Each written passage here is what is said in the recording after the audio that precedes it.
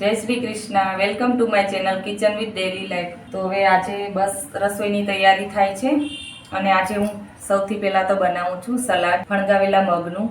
તમે જોઈ શકો છો કેટલા સરસ ફણગાવેલા મગ થઈ ગયા છે રેડી. અને થોડા ચણા પણ ફણગાવેલા. ચણા થોડા ઓછા થયા છે પણ થયા છે ખરા.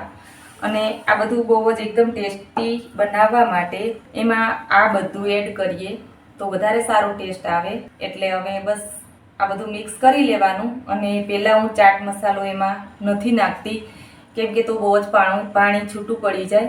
એટલે આપણે જેવું જોઈએ એવું જ યુઝ કરવાનું છે ફણગાવેલા મગ.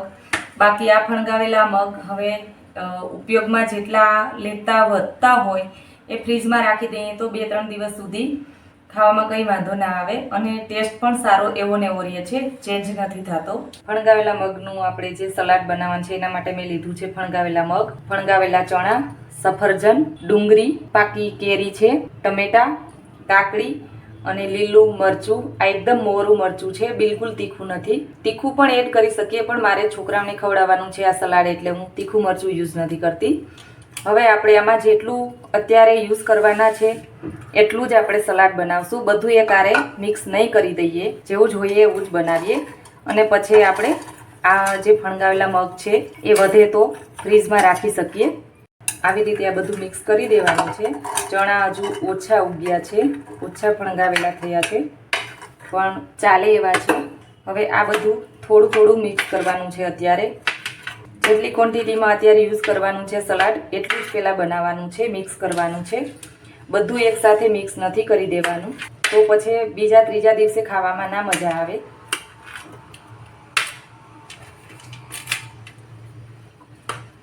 કેટલું સરસ લાગે છે આ સલાડ જોઈને. અને આમાં હું ચાટ મસાલો કે ધાણા જીરું પાવડર કે કંઈ પણ એડ કરીને સરસ મિક્સ કરી દઈશ.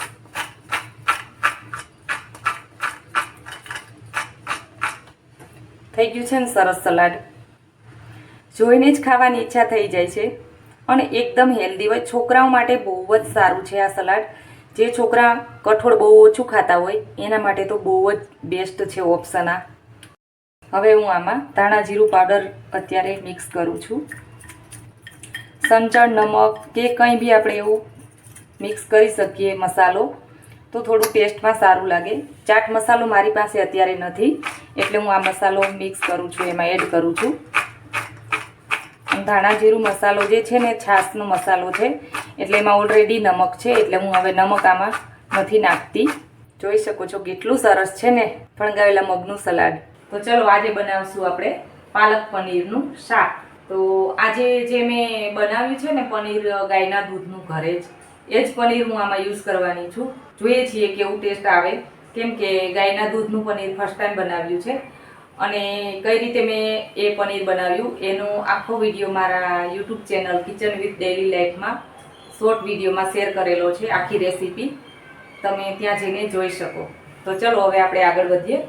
મેં અહીંયા ગરમ પાણી મૂકી દીધું છે, એમાં આ પાલક એડ કરી દઈશું અને બસ 2 થી 3 મિનિટ માટે જ રહેવા દઈશું અને પછી એને ક્રશ કરી નાખશું, પ્યુરી બનાવી નાખશું. પહેલાં પાણીને થોડું ઉકાળી લેવાનું છે, પછી આ પાલક એમાં એડ કરવાની છે અને બસ 2 થી 3 મિનિટ જ રાખવાનું છે. આ છે આદુ લસણ મરચાંની પેસ્ટ, આ છે ટામેટાની પ્યુરી, ડુંગળી સમારેલી. અને આની પ્યુરી પણ બનાવી શકીએ પણ નહીં, હું આ રીતે કટ કરીને નાખીશ. અને આ જે પનીર આજે મેં બનાવ્યું છે સવારે એ પનીર હું એમાં યુઝ કરવાની છું. 3 મિનિટ થઈ ગઈ છે. હવે આપણે ગેસ બંધ કરી દઈશું. થોડું ઠંડુ થાય પછી એમાં બ્લેન્ડરથી કે મિક્સર જારમાં કે એની પ્યોરી બનાવી નાખશું. તો જ્યાં સુધી પાલકનું પાણી ઠંડુ થાય ત્યાં સુધી આપણે પનીરને સેલો ફ્રાય કરી લઈશું.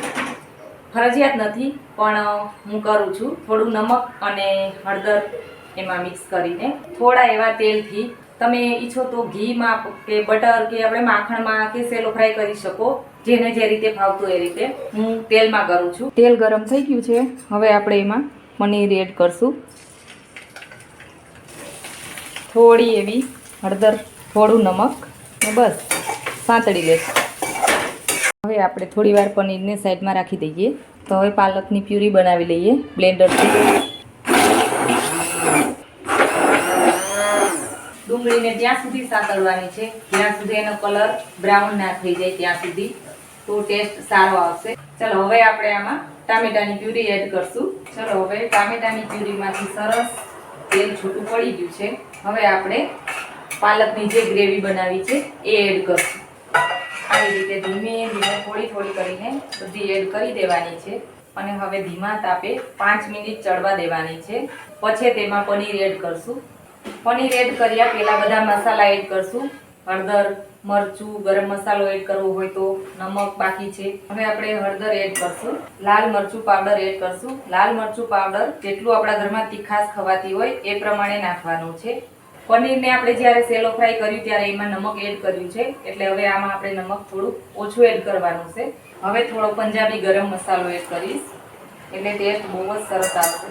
રેસ્ટોરન્ટ ટાઈપ જ ગ્રેવી થઈ જશે પાલકની અને સરસ એવી રેસ્ટોરન્ટ ટાઈપનો ટેસ્ટ આવી જશે આમાં. હવે આ સેલો ફ્રાય કરેલા પનીર આપણે આ ગ્રેવીમાં એડ કરી દઈશું. જો ગ્રેવી પનીર બધું સરસ મિક્સ થાય છે. બસ 5 મિનિટ આવી રીતે ચડવા દેવાનું છે. આ પનીર ઘરે બનાવ્યું છે ને એટલે કંઈક વધારે જ ટેસ્ટી લાગે છે, કેમ કે તાજું પનીર છે. મેં આજે જ આ પનીર બનાવ્યું અને આજે જ યુઝ કર્યું છે. 3-4 દિવસ રાખીને યુઝ કરીએ તો બી યુઝ કરાય એવું નહીં, પણ મારે આજે જ જોતું હતું એટલે મેં આજે જ બનાવીને આજે યુઝ કર્યું છે. એટલે બહુ જ સરસ સબ્જી બની છે. તો તૈયાર છે આપણી પાલક પનીરની સબ્જી. આ પાલક પનીરની સબ્જીને આપણે નાન સાથે, મકાઈની રોટી સાથે કે પ્લેન રોટી સાથે પણ ખાઈ શકાય, પરાઠા સાથે પણ ખાઈ શકાય. બહુ જ એકદમ ટેસ્ટી લાગે. મકાઈની રોટી સાથે ખાઈએ ને તો બહુ વધારે ટેસ્ટ આવે આનો. બાકી જેને જે રીતે જે રોટી સાથે ભાવતી હોય એ રોટલી સાથે ખાઈ શકાય. તમે પણ આ રીતે જરૂર એક વખત ઘરે બનાવજો અને ટ્રાય કરજો અને કોમેન્ટમાં લખજો કે તમને આ રેસીપી કેવી લાગી. Thank you for watching my vlog.